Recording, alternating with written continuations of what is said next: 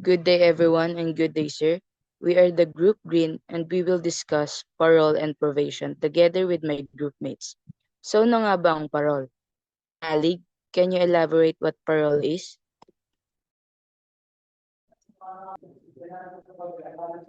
What is parol? Ang parol sa Tagalog ay karaniwang pansamantalang paglaya o paglaya na may kondisyon. Ang parol ay isang legal na proseso na kung saan ang bilanggo ay pinapalaya bago matapos ang kanyang sentensya. Pero may mga kondisyon na kailangan siyang sundin. Ang taong nasa ilalim ng parol ay nasa bantay o supervision ng gobyerno. So kapag siya ay lumabag sa mga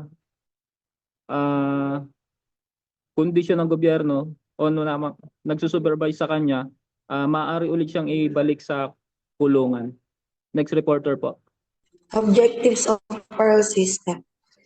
Protect society.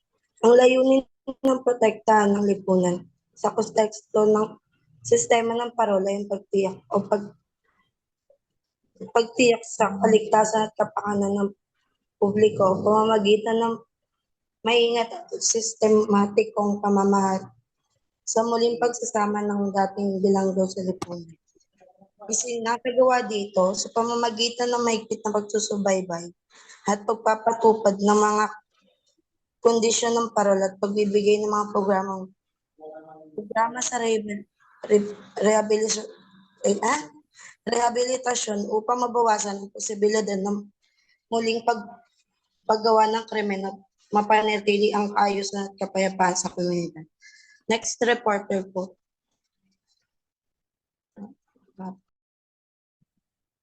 Reintegration into society. Ang reintegration society po ay proseso ng pagbalik ng isang tao sa lipunan pagkatapos ng pagkakakulong. Rehabilitasyon na pagkakahiwalay. Lalo itong tulungan ng tao na makapag-adjust at makapamuhay muli bilang isang protektibong miyembro ng lipunan. Dito po yung mga halimbawa po niya. Suporta sa lipunan, tulong at gabay mula sa pamilya at komunidad. Tulong sa paghahanap ng trabaho, negosyo para sa kabuhayan. Edukasyon at pagsasanay, pag-aaral at pagpapabuti at ng kasanayan. Serbisyo sa kalusugan ng isip, tulong para sa mental health at emosyon. Pagtanggap ng komunidad, pagtanggap at suporta ng komunidad sa pagbabalik ng isang individual. Yun lang po. Next reporter.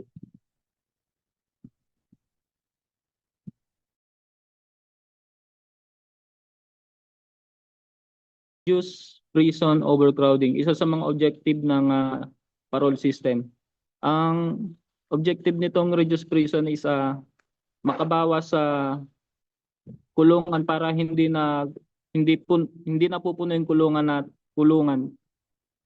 So dahil sa objective na to, nababawasan yung mga siksikan sa loob ng kulungan para maiwasan yung yun nga pag siksikan sa loob ng kulungan. So yun lang. Next reporter po. Encourage good behavior in prison ay mahalaga para sa kaayusan, kapayapaan at mabilis na rehabilitasyon ng mga bilanggo. Kapag ang isang preso ay nagpakita ng mabuting asal, mas malaki ang tsansa niyang makalaya na mas maaga sa pamamagitan ng Good Conduct Time Allowance o GCTA. Makaiwas sa gulo at magkaroon ng mas maayos na buhay pagkatapos makalaya. Example, pagsunod sa mga patakaran ng kulungan tulad ng pagsunod sa oras ng pagkain, pagligo, at curfew sa dormitoryo. Next reporter po. Assist in rehabilitation. Ito ay pagbibigay ng pagkakataon sa mga dating bilanggo na magbagong buhay sa tulong ng mga programa o gabay habang nasa parol. Ilang. Next reporter. Eligibility of parole. Number 1, completion of minimum sentence. The prisoner must have served a minimum portion of their sentence. Example, half or two-thirds as specified by law or court ruling. Next, reporter. Sa number 2, good conduct while in prison. The inmate must show good behavior during incarceration, no major violence or disciplinary problems. Sinasabi dito, ayon sa Republic Act 1059-2, yung mga bilanggo na nagpapakita ng mabuting asal, pagsunod sa rules ng kulungan, ay maaari silang mabigyan ng good conduct time allowance nang sa ganun mabawasan yung kanilang sentensya. Next reporter po.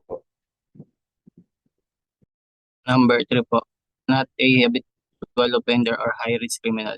Sila po yung mga prisoner na ino-consider na dangerous to society dahil mga repeat offenders po sila at nakagawa ng karumal-dumal na krimen na pwedeng hindi na eligible for parole.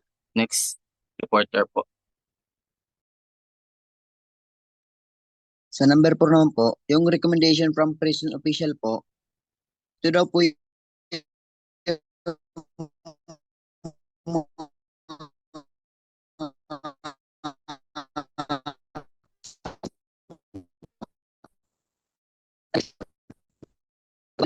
po.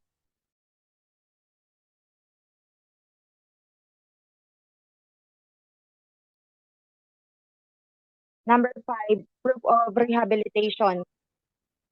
The prisoner must show signs of reform such as participation in skills training, counseling, religious activities, or other rehabilitation program.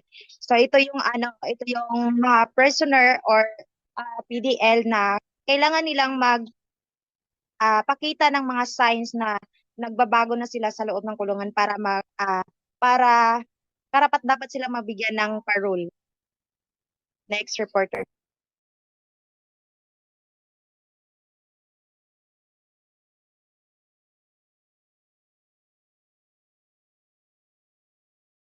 Next slide na po. Conviction of offenses against the state or government. Ayun yung mga nahatulan ng rebellion, terorismo, mga krimen laban sa pamahalaan ay hindi pinahinto ang mawak ng posisyon sa gobyerno dahil sa mga alalahanin ukol sa pambansang seguridad. So ano nga ba yung rebellion? Yung rebellion, siya, isang individual na napatunayang kasapi at lumahok sa armadong pagklas na laban sa pamahalaan, gaya ng isang miyembro ng rebeldeng grupo ng matakas sa kampo militar. Tapos yung terorismo naman, isang tao na napatunayang nagsagawa ng pagbobomba sa pampublikong lugar bilang bahagi ng isang teroristang organisasyon. Next po.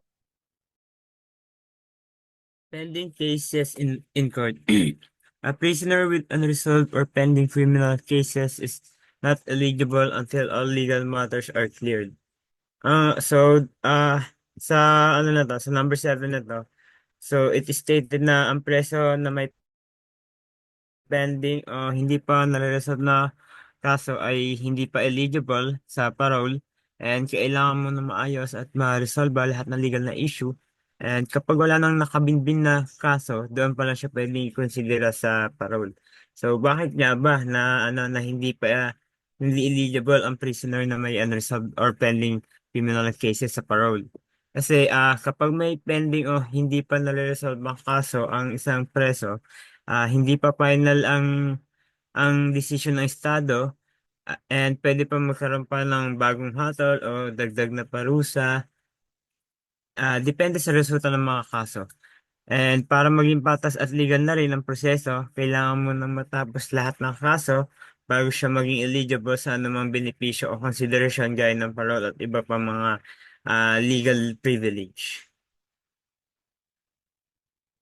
Next reporter po. Number 8, parole plan submission.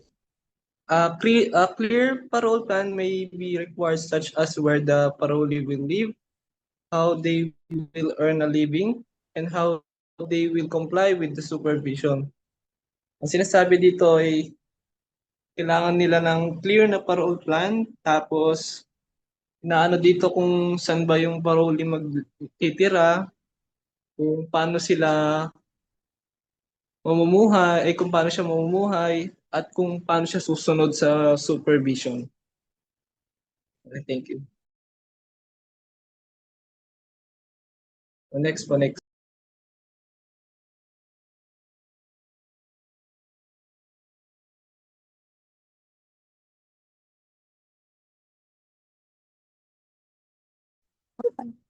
Disqualification of parole.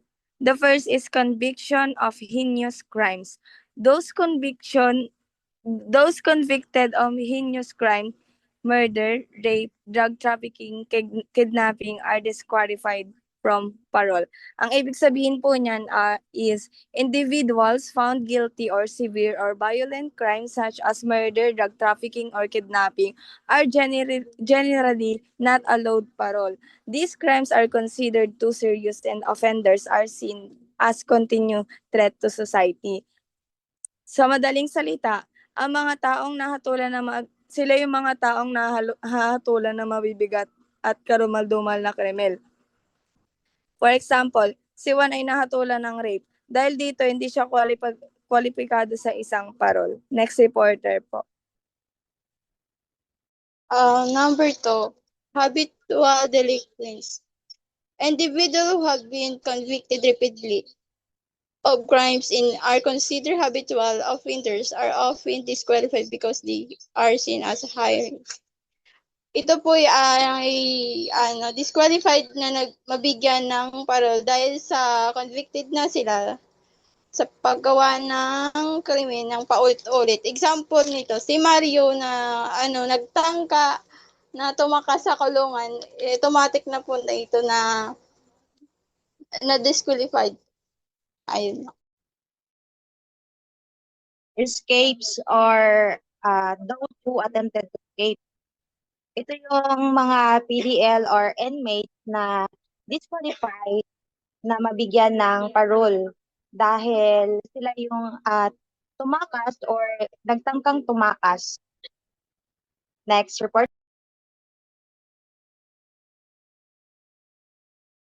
Number 4, violator of previous parole or nation. If a person has previously been granted parole or probation and violated condition, they may be banned from future paroles. Nasabi dito,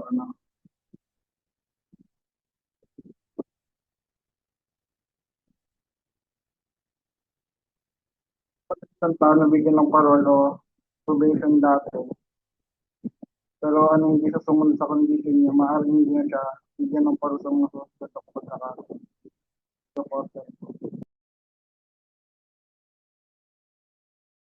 Serious misconduct in prison. Ito po yung mga prisoner na pasaway sa kulungan na hindi sumusunod po sa mga rules. Example po ay yung pagiging basag ulo mo, nagsisimula ka ng away na nagre-resulta na may nasugatan o malala is may napatay ka. Ang ganitong behavior ng isang prisoner ay malaking epekto sa record niya sa kulungan at maaari po siyang ma-disqualify nga sa parol. Next reporter. Conviction of offenses against the state of government. In some legal systems, those convicted of rebellion, terrorism of crimes against the government are disqualified due to national security concerns.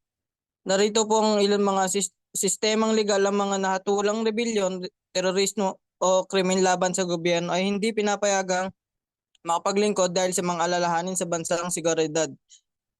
Kinabibilangan ng pag-uusig o paglilitis kung saan yung estado biglang taga-usig ay nagpapatunay na pagkasala ng akusado ng lampas sa makatwirang pagdududa. Ang isang tao ay maaaring makaranas ng mga parusa na itinakda ng batas kung mapatunayan na nakasala na maaaring kabilang ang pagkakakulong, multa o ibang parusa. Next reporter, please. Thank you po. Pending cases in court.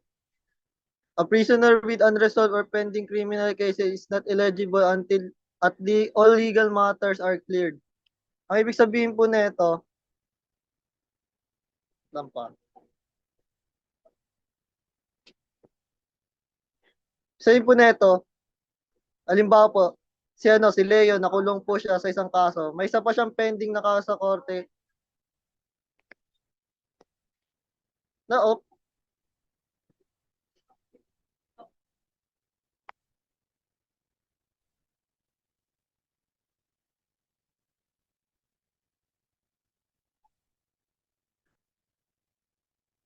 Doon na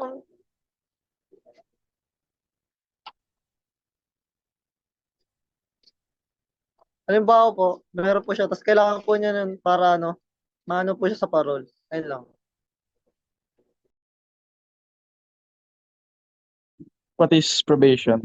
Probation is a legal alternative to imprisonment where a person found guilty of a crime is released under supervision and allowed to live in the community instead of serving time in jail as long as they follow certain conditions set by the court. Ang probation po, ito ay isang illegal na alternatibo sa pagkakakulong kung saan ang isang taong napatunayang nagkasala ay pinalaya sa ilalim ng pangangasiwa at pinapayagang manirahan sa komunidad. Sa halip na nagsilbi ng panahon sa bilangguan, hanggat sinusunod nila ang mga kondisyon na itinakda ng hukuman. Next report po. So, two types of probation. So, meron tayong two types of probation dito. Two types of probation dito. Which is the juvenile and adult. So, unahin po muna natin yung juvenile. Juvenile probation. So, pag sinabi nating juvenile probation, from the word itself, juvenile, mostly, ang probation na to is exclusive for minors only. So, minors na kung saan yung mga age nila is nagre-range from 9 to under 18 years old. Then, itong probation na to is under siya ng RA 9344, which is the Juvenile Justice and Welfare Act of 2006, na kung saan yun dati siya ay PD 603 or Presidential Decree. So, pinalitan siya, yun na nga, 9344. So, back to the juvenile probation. So, ano nga po ba nagagawa nito? So, itong juvenile probation is instead na yung mga minor offenders natin, pinapunish sila by putting them into a jail. So, ang ginagawa ng court natin, since sila yung nagtatakda nitong probation ng mga probation or nagtatakda ng probation rather, ang ginagawa nila is nilalagay na lang sila under probation yung mga juvenile offenders natin, dahil alam naman natin na bata pa sila, hindi pa sila capable of living inside dun sa prison facility, at saka hindi pa masyadong hinog yung utak nila. So kailangan talaga ng sa kanila, kailangan talaga ng matinding paggabay pagdating sa mga minors natin. So while under probation, syempre na re-rehabilitate din sila, para the reason kung bakit na probation kagad sila at hindi sila nilalagay agad sa jail is yun nga, dahil hindi pa hinog yung utak nila, pwede pa silang magabayan pa ng todo para, at saka na rin para ma-prevent na rin yung paggawa nila ng crime in the future, lalo na pagtungtong nila sa age of majority nila, which is the 18 years old, no?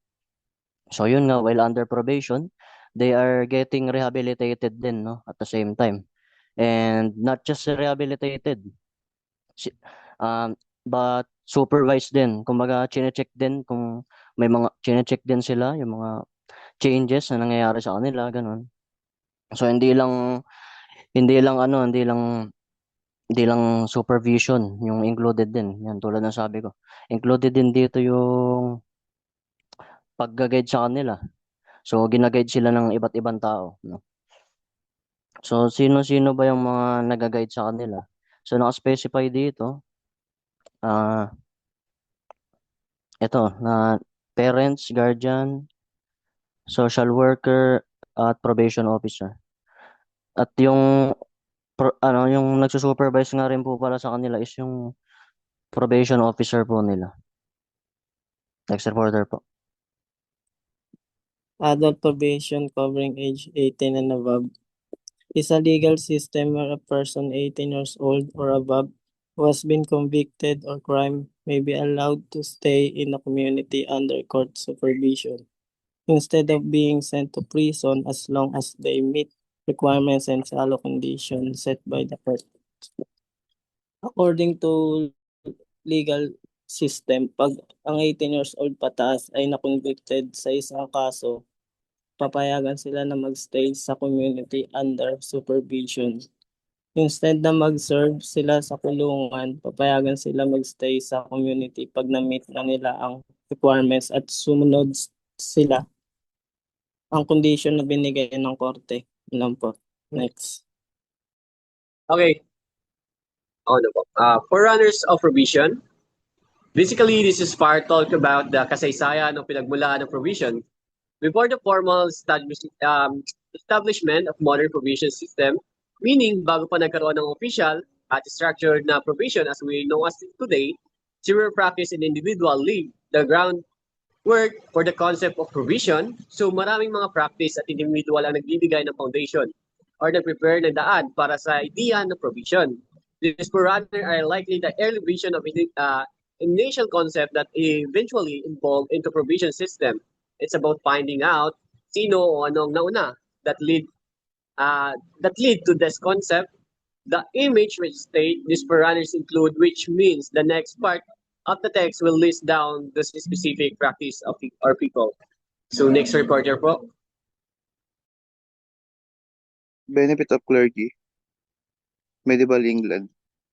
Clergy members were initially shielded from secular penalties by the medieval England legal privilege.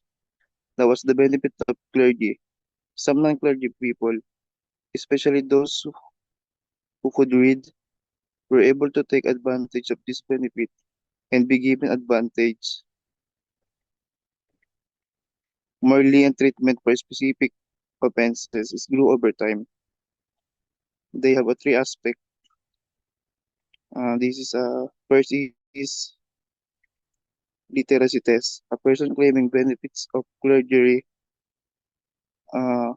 kailangan magpakita ng kanyang kakayahan bumasa, karaniwan sa pamamagitan ng pagbasa ng isang talata mula sa Bible.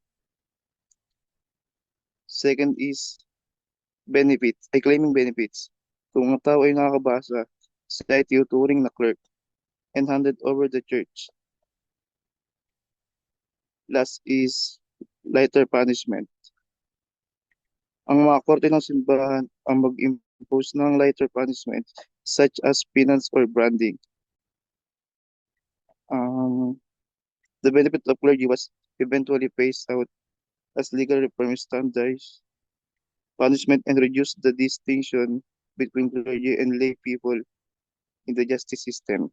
Next reporter. Judicial